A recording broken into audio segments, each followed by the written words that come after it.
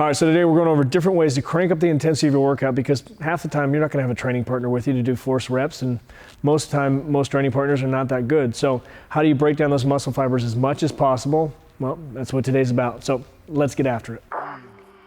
I came from the mud. There's dirt on my hands. I'm sure every single one of you have done drop sets before. It's one of my favorite ways to kind of see that light leave my trainees' eyes when they realize, oh my God, I have to keep going.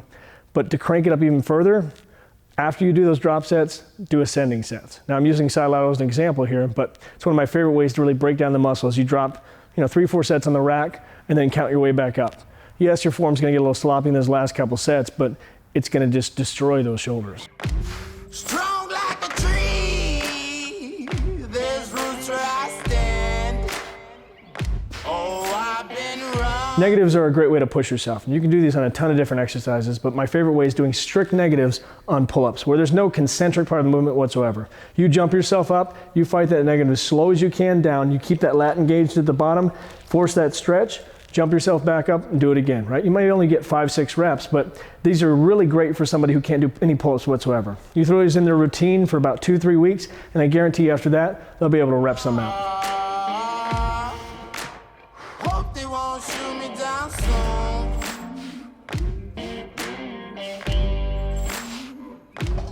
They sing on a sleepless night. Try to Let's get keep into some me mechanical drops. Now, up until a week ago, I had no idea that was the name of them. A friend sent me a message and said, hey, have you ever tried these before? And I was like, no, I've never even heard of this before in my life. Looked into it. I just called these compound sets before, but I like mechanical drops better. So what I do is I do them on a bicep variation, a ton of different things, but this is my favorite way of doing them, where I do kind of a row curl. I don't know if you've done these before, but you're gonna row it back towards you, work against gravity, flex the bicep that way, and then all you're doing is from there, you're changing the mechanics of it, right? Putting your bicep in a more advantageous state, and then just gonna do a regular curl from there. So you go from what I consider a row curl, leaning back, curling it up, working against gravity. Once that fails, right into regular curls.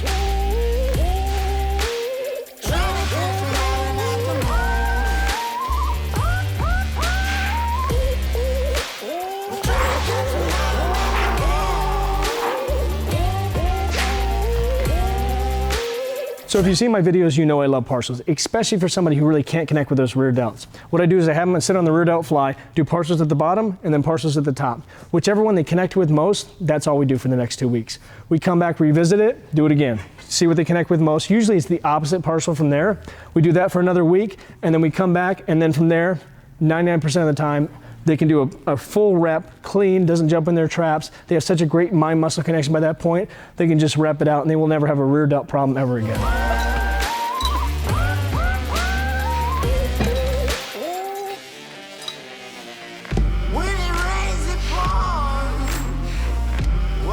Another really great way to push your muscle beyond the point of failure is what I call rack sets. Now, feel free to troll me in the comments to tell me the exact name of what these really are, because I'd like to know. But basically what you're gonna do, and this is the variation I like the most, is dead skulls. So you're gonna go all the way down like a normal skull crusher, but you're gonna let the bar rest on the ground a second.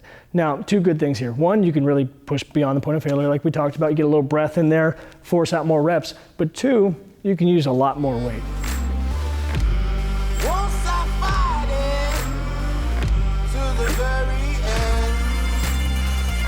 Many men try to reach it. Many men have failed. Whatever you wanna All right, so the last variations we're gonna go over is slow negatives and complete pauses. Now, the reason I brought these up is because on leg day, squats, things like that, these are the ones I choose. I feel like it breaks down the muscle that much more, and maybe it's an ego thing.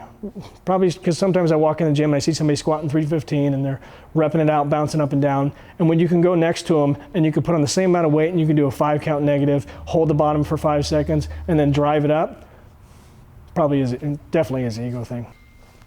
But even more so that, it really does help with flexibility. Because I had a couple people comment in the last video, okay, great, I love the squat video, but I can't get that low because I have flexibility issues. What would you do for that? This is exactly what I would do for it. I throw a bar on your back and have you sit on the bottom, really sit into that stretch, force those knees out, get in a biomechanically correct position, and just sit into it and hold it. And you'll notice after 2-3 sets of doing 5-10 reps like that with a nice 5-second hold at the bottom, your form's not gonna be perfect, but you're gonna be good enough to where you can actually target the muscle you're trying to hit. Will you find me? Hope you find me. If you haven't liked, if you haven't already liked, subscribe, hit the notification bell. Get after it, get growing. I'll talk to you soon.